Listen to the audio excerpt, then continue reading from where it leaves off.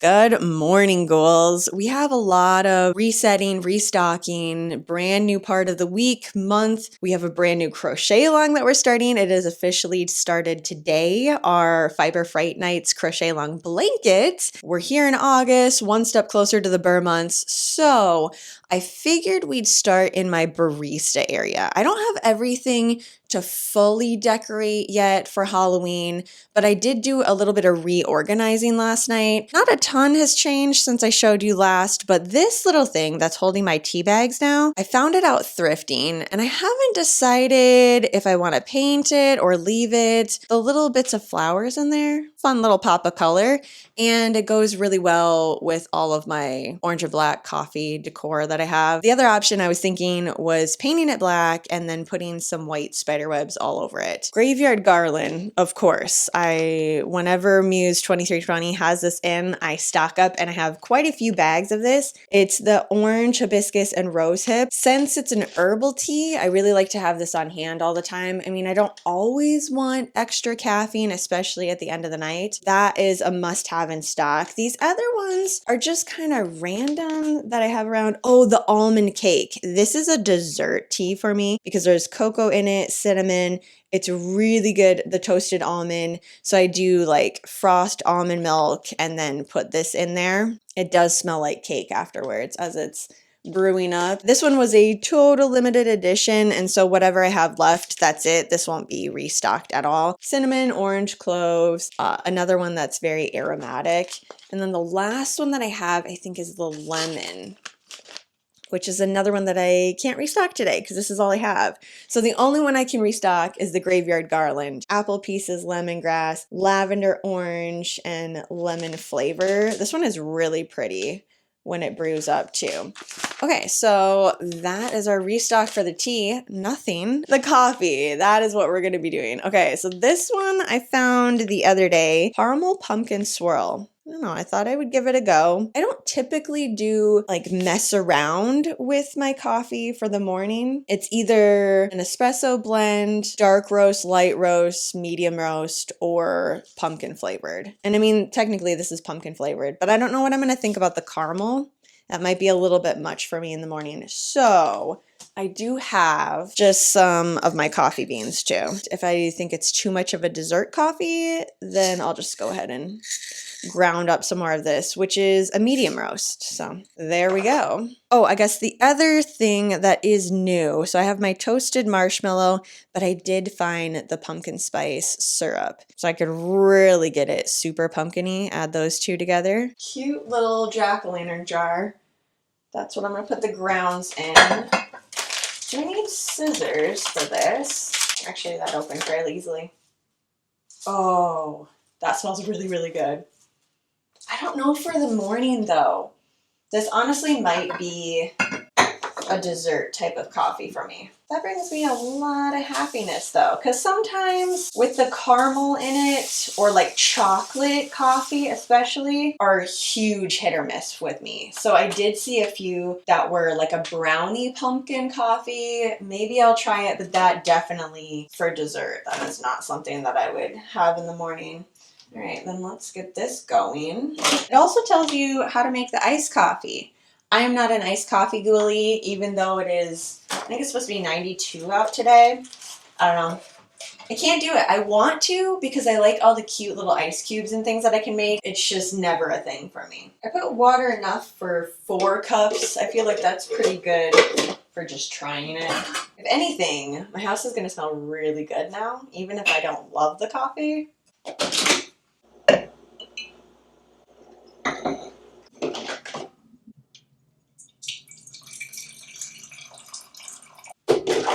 The smell is amazing, 10 out of 10. The caramel isn't super strong. That is the only part that I was really worried about. I mean, pumpkin swirl, I don't know what that means, but pumpkin coffee, yeah, for sure. I love that. But let's see. Okay, yeah, it's just a very light caramel. Absolutely fine with that. I don't think I would want it any stronger. It leaves a little bit of room for me to play around with some of like the toasted marshmallow, the pumpkin syrup. I can add that into there if I want to, and then make it more of a dessert coffee. So yeah, I would definitely grab this one again. This will actually be the very first thing that I have for my Halloween junk journal this year. So I just need to pull this part off. I might just do the front part of it actually. My planner that we're going to be putting together today that has the Fright pattern. It has all the movies that we're going to be watching. There's 100 of them. There's going to be some days where I watch a couple, other days. Well, honestly, I don't think there's going to be any day that I only watch one Halloween movie. Normally when August hits, it's like 2 or 3 a day. So I have no problem getting through 100. And I do need to check if there's any new movies coming video on demand this week. I feel like there was, and there was something that I really, like I needed to put down in my planner. Oh, Backrooms. I need to watch that still. Well, I might save this. That would be good for junk journaling. Okay, yeah, we're gonna save the whole thing. Okay, there is actually a lot to set up today with my planner because I have the entire zine that I need to add into my planner. It's still empty. Totally threw out July's early, actually. Didn't even make it to the last week. I just was excited and ready to have my paper hole punch, the movie list, the pattern, and most importantly, did I print off a couple of these? Oh yeah, I printed out quite a few. The bullet journal page, which is the very last portion of the zine. I need to set up the week on here. I have been saving a bunch of just kind of like inspiration for bullet pages. Typically for my journal, I'll do a printout with squares. It has the day on it, and then I can just obviously change. It's like Monday and then write in the date of it. And then I'll add a bunch of scrap paper and some stickers to it and everything. I have played around with it a little bit. It's not as daunting as I thought it was going to be, which is the main reason I never dove into it, because it's like, okay, here's a piece of paper. There's nothing on it. There's no dates. There's no anything. It's just a grid paper, basically. Choose your own adventure type of thing. I'm ready for that now. I'm excited about it. Today is going to be very, very basic. I'm going to do just the squares with the days of the week and then the date on it. I'll do the month, so I know where we're going. I don't know. I just like seeing that on my planner too for every single week. Like, what does the month look like? What's the layout? Where do the days lay for the weekends and stuff? Markers. I had a ton of those just laying around. At one point, I did like to do coloring pages. So I had a bunch of these waiting and ready to go. One side is thin, the other side is thick. So I shouldn't have to get any markers right now anyway. I think they're all good. I don't know. We'll try them out though. There might be some that are a little bit dry. I'm hoping not, because they're not any older than maybe 1.5 years. Okay, I still don't know what I'm going to do with the cover. I do have these little cutouts, and Michael's has an entire selection of Halloween scrapbooking stuff out already. The thing with Michael's is now is the time to get it. So even though it seems a little bit early and maybe I'm trying to like work through some of the stuff that I have, things like washi tape. Oh, which I don't need. What do I have for that? Not a ton. And it's all black and red because that's my go-to for the year. Really should go through and look what Michael's has at the moment. Washi tape, die cuts, stamps, stickers. Normally the scrapbook paper, it hangs around for a little bit longer. What do I have? Oh, I'm good. No, we're totally good on scrapbook paper. 2 full things right here. And then I also have this, the acetate sheets. I don't know. I thought I was going to use these more than I did the past couple of years. I don't think I'm feeling that today either. But yeah, 30 designs. How many pages? 90 sheets. I have gotten into it, but obviously not that much. I do like this, where it just has a bunch of words on the page. I could use that for my book page. Speaking of which, I do have our book club book here. This one was really hard to find too. Oh my gosh, I don't know what the deal was. This one was really hard to find too. Oh my gosh, I don't know what the deal was. maybe like what I'm hoping, it was really, really good and everybody wanted to get their hands on it right away. The Sea Hides Its Dead, dark, bone chilling, and utterly twisted.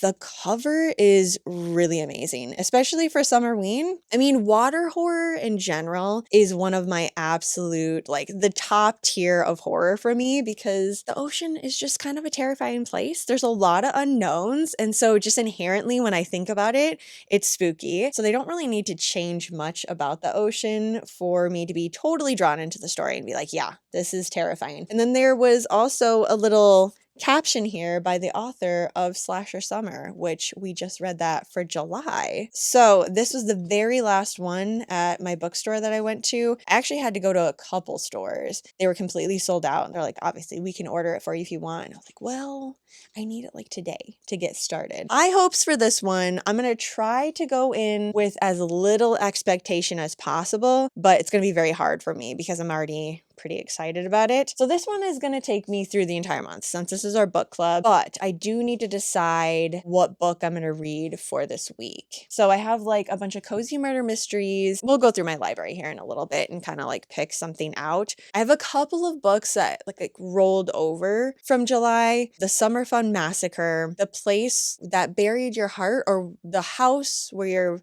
Heart Was Buried. Something like that. The Place Where They Buried Your Heart. Okay, and that one is pretty dark. Like from start to finish, or opening page, really, it was pretty dark. And I feel like The Sea Hides Its Dead is going to be pretty dark. I mean, it does say dark, bone chilling, so it's right there on the cover. So maybe a cozy murder mystery to kind of balance it all out, so then I'll have 3 of them going. Really, I need to just power through The Summer Fun Massacre. Problem that I'm having with that book, there's nothing wrong with it. I'm interested in the story and the characters are totally fine. It's written like a police procedural just based off of the cover and kind of the reviews that I read about it. To be fair, I did not read that many reviews.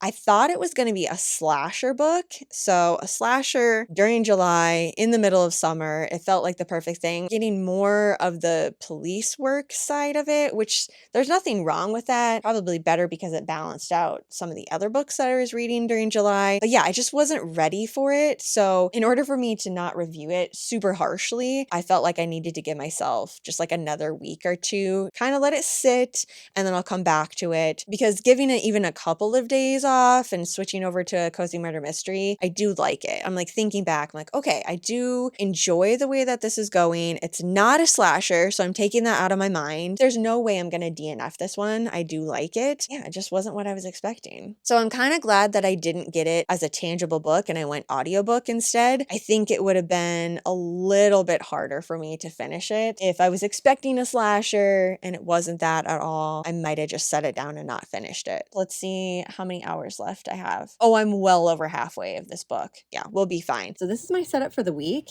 And I have 2 other boxes that I decided to add, one for books and one for new movies. New movies because whatever comes out streaming this week, I want to have an entirely different area for it. I didn't want to write it in the days because I'm going to write down the crochet that I'm going to work on and then also pick out the movies from my movie list, which I need to pick. And then books, this one is just implied. I'm going to be reading it throughout the month. Whenever I get started on it, like if I start tonight, I'll just make a note of it right here, and then I'm going to have a brand new page at the end of the month and then have them all in one area as well. So this one was really meant for what else am I reading? Am I doing a cozy murder mystery, a thriller, suspense? What do I have going on? So I can write the book and then a little blurb about it. But yeah, so for the movies, the 7 that I'm going to pick, I'm just going to go right down the list here. These ones are all pretty much Summerween still. So Ghost Ship for tonight. Piranha 3D tomorrow, The Meg, Cabin in the Woods, Stage Fright, The Descent, which is one of the scariest movies that I have ever watched. It's still scary to me, even though I've seen it many, many times, and The Hunt. What my plans are is when I sit down to watch the movie, I'm just going to write how many rows I ended up crocheting, because today, if we look at the schedule, all the way back here, we had August 1st, gather supplies. Today, August 3rd, We crochet one panel in the color Wild Time. So who knows how much I'm going to end up crocheting per movie. So instead of making it hard on myself and saying, today I am working this many rows, I'm just going to kind of flow with it. I mean, obviously I have Monday through Sunday to finish up the square. I'm absolutely going to get that done. But for how much I work on every day, who knows? I might end up getting it done sooner, and then on the weekend, I'll end up working on something else. That part, I'm just going to leave blank and add it as I go on throughout the week. Here's another thing that I did last night was organize my library. We have the top shelf. These are all the books that I've read, except for this one, The Summer Camp for Slasher Victims. I didn't end up finishing this one. It's not because I didn't like it, but I think I just got distracted last year. And then by the time I got back to it, we were already done with summer. So I think that one's gonna have to wait to finish next year. I know that's super bad, but I do that sometimes with books. All the rest of them, I've either read them and loved them, like Breathe In, Bleed Out. 10 out of 10 would recommend that. If you're looking for a summer-ween read, right there, grab that one. Other ones like No Rest for the Wicked, I didn't really love the story. I probably won't reread it, but I love the cover. This row is all of my cozy murder mysteries that I have not read yet. So these are all thrift finds, and they are no rhyme or reason. I have gotten a couple that, like this, The Ice Cream Shop Mystery, The Rocky Road to Ruin. Revenge is a dish best served cold. Little ice cream with a skull there. I have no idea what order this is. Like, what is the... It's definitely not the first one in the series. Oh, maybe it is the first one. What a happy accident. It does say Ice Cream Shop Mystery #1. Because I also have this one. And what does it say? Number what? Number 3. Because the thing with cozy murder mysteries is I can get into them, and even if it's number 12 in the series, if I at least know the character and the setting, where they're at, I can kind of fill in the blanks. The mystery part starts and stops at the beginning of the book, but the character development, obviously, I'll miss out on a couple of those things. But if there's anything of super importance, they'll do a little recap at the beginning of it. So I wasn't terribly worried about getting ones that, like this one, I have no idea what number this is in the series, but it's the Halloween edition, so I wanted to make sure I had that. Yeah, and then Death by Tea. There was also a Death by Pumpkin Spice. I picked this one up first, and then as I was reading it, someone came by and picked that one off the shelf, and I was like, oh my gosh, what are the chances of that? Just the experience of thrifting. I'll find another one sometime, and that's something I'm gonna keep thrifting these. I just really love reading them at the end of the night, and I can fly through multiple chapters. And then some of the other ones, okay, so like this is a series, these are part of a series, these 4 are part of a series. So if I end up reading, and actually I think this is the first one, yeah, first in a series. Look how spooky that one is. Caught Dead-Handed, and it's actually in Salem. One Poison Pie, little cat and a spooky cauldron going there. Is this the first one? No. A Kitchen Witch Mystery. I 1000% got these based off the cover alone. What I want to do is pick one of these every single week, and I don't want to spend a ton of time on it. The thing that's going to be difficult is that most of them, I mean, I've already chose them through the thrift store, so they're witchy, it's cozy murder mystery, it has spooky little pumpkins on it. Like, I've already chose them. I want to read all of them, but I don't want to sit down and spend a ton of time. Maybe I should just go with this one. I've been excited about it for quite a while now. First one I chose, should just pick this one. It's a little bit thicker though. How many pages? This is always a risk. I don't want to read the last page. 404 pages. Let's start it off. First in the series, I'm excited about the cover. It's in Salem. Why not? Let's do this one. I have a couple of bookmarks. Okay, so I need to do some cleaning as well.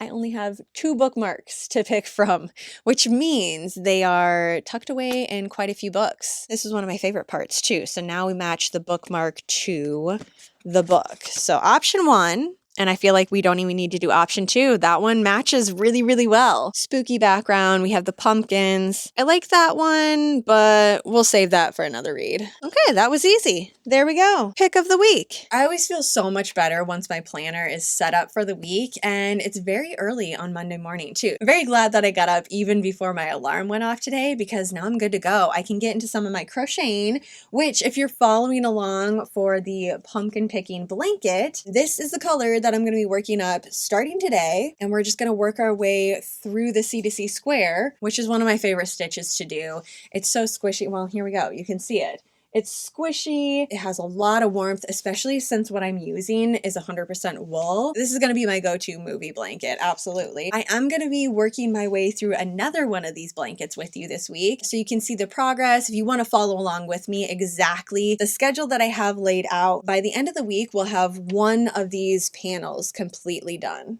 So this one down here, this is what it's going to look like. There we go. Super pretty, super cozy, and really fun to work up. If you're interested in joining my book club for this month that has just completely started, I will be adding the books that I'm reading to throughout the month. So even though The Sea Hides Are Dead or The Sea Hides It's Dead, there we go. That's the pick that you and I are going to be reading together with the rest of the Ghoul Squad. Like I said, I am going to be reading a couple of other books throughout the month as well. So if you're interested, that's where everything is going to be over at Fable, because we avoid spoilers that way. So you can click on each chapter individually, so you never have to worry about some comment spoiling something that you haven't read yet. Also, if you set up your planner this week, you can follow me on Instagram, see my setup, and also use hashtag #FiberFrightNights so I can see your setup as well. Otherwise, that is it for today. So I'm excited. I hope you're excited as well for this journey. Have a super spooky rest of your night, and I will see you in my next video.